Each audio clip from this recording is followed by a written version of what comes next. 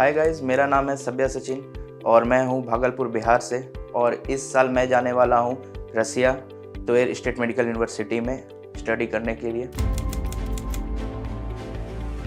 मैंने नीट के लिए 2 अटैम्प्ट लिए थे बट वो मैंने क्लियर नहीं कर पाया और उस नंबर में मुझे एक गवर्नमेंट अच्छा कॉलेज नहीं मिल सकता है इंडिया में। तो मुझे ऐसा लगा कि रसिया मेरे लिए काफ़ी अच्छा ऑप्शन है, इसलिए मैं वहाँ पर जा रहा हूँ। एंड काफ़ी अफोर्डेबल एंड सेफेस्ट कंट्री है एंड वहाँ पर काफ़ी अच्छी एजुकेशन भी प्रोवाइड की जाती है, इसलिए मैं वहाँ पर जा रहा हूँ।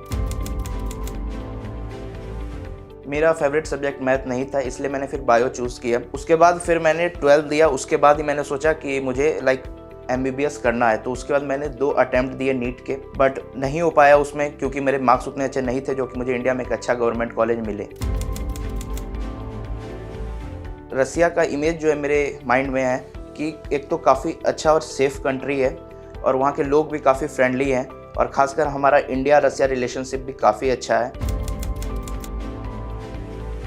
मेरा एडवाइस मेरे जूनियर्स के लिए ये है कि अगर आप नीट प्रिपरेशन कर रहे हैं तो आपको ज़्यादा से ज़्यादा 2 ड्रॉप मैक्सिमम देना चाहिए। वो भी जब फर्स्ट ड्रॉप में आपका स्कोर 500 आ रहा है तभी आप सेकंड अटैम्प्ट दे सकते हो। उसके बाद सेकंड अटैम्प्ट में भी अगर आपका ना हो पाए तो इंडिया तो काफ़ी ज़्यादा कॉस्टली है, तो इसलिए आप रसिया चूज़ कर सकते हो MBBS के लिए। Well, I am from Jamalpur, a very famous place in terms of the railway establishment. The famous institute, Indian Railway Institute of Electrical and Mechanical Engineering, IRMI, is situated there. There is a big railway establishment workshop which was constructed there in 1862. I am from that place, but my background is very humble. I am from a village near Jamalpur itself. As far as Russia is concerned, my association with Russia is since 1969. 2 of my college mates, they were the toppers of the universities in Bhagalpur. They studied there in those days.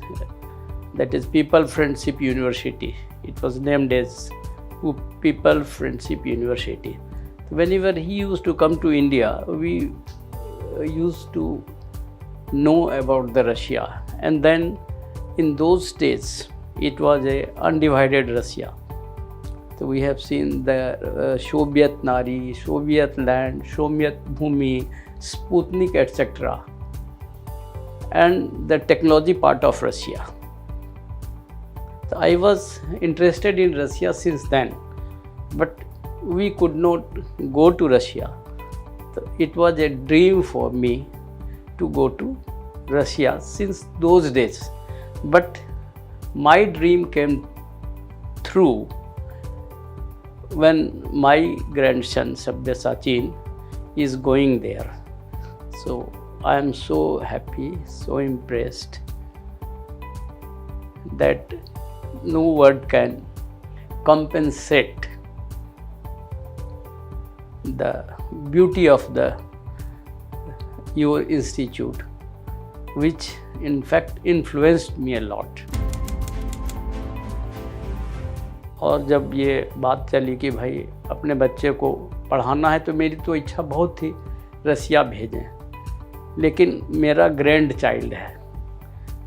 अपने बच्चे को भी आप किसी चीज़ के लिए convince नहीं कर सकते हैं, तो ग्रैंड चाइल्ड के मैटर्स में तो आपको 2 बार सोचना पड़ता है या 4 बार सोचना पड़ता है।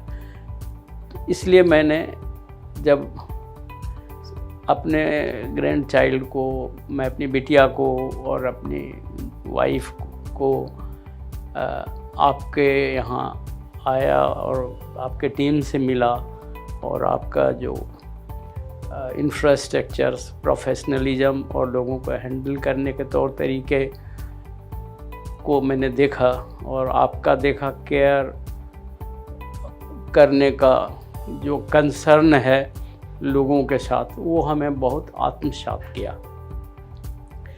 और आप लोगों से मिलने के बाद, आपके टीम के लोगों से मिलने के बाद हमें लगा कि ये बहुत ही उचित जगह है और आपके थ्रू, रूस एजुकेशन के थ्रू वाकई में हम रूस के साथ जुड़ पाएंगे। कोई भी चीज़ हम पढ़ कर के समझ सकते हैं और आज तो इन्फॉर्मेशन एज है और इस इन्फॉर्मेशन एज में आप जानकारी इकट्ठा कर सकते हैं।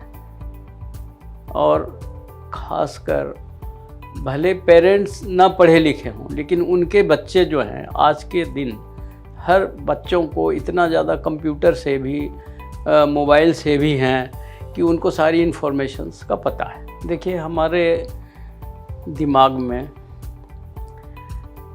ऐसा कुछ नहीं चल रहा है कि सभी सचिन वहाँ जा कर के लैंग्वेज की वजह से इसे कोई प्रॉब्लम होगी। ये प्रॉब्लम आज से 50 साल 60 साल पहले हो सकता था। आज के डेट में ये बिल्कुल ही प्रॉब्लम नहीं है लैंग्वेज का। एक तो आपने बैच के साथ भेज रहे हैं, आपके लोग उनका साथ रह रहे हैं, वहाँ आपका बहुत ज़बरदस्त इंफ्रास्ट्रक्चर है और फिर आप सारे बच्चों को अपने बच्चों की तरह समझ कर इस चीज़ को आप चला रहे हैं।